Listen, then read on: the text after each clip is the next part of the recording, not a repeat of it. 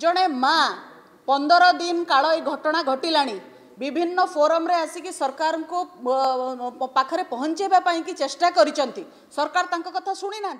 राज्य रे नारी असुरक्षित और अवहेलित।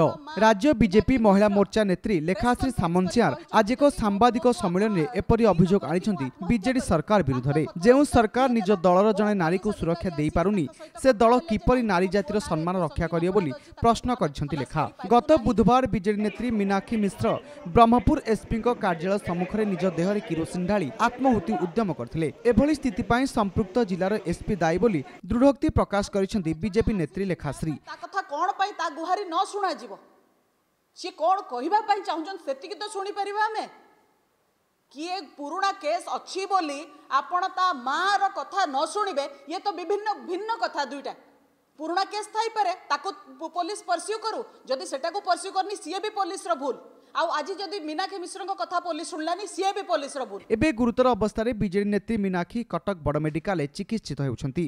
शासक दलर इंगित रे परिचालित राज्य पुलिस जदि ठीक समय रे उचित पदक्षेप नै थांता तेबे एपरी एक अस्वाभाविक परिस्थिति उपजि न थांता बोली से निजर प्रतिक्रिया रे कहछंती। एही सांबादिक सम्मेलन रे समस्त गणमाध्यम प्रतिनिधि वृंद उपस्थित थिले। स्पष्ट भाव रे से कहउचंती मु बारंबार आसीची मु गुहारी हेची मु गोटे बिजु जनता दलर नेत्री मोर गोटे परिचय अछि। एसपी तांकु चिन्हिचंती।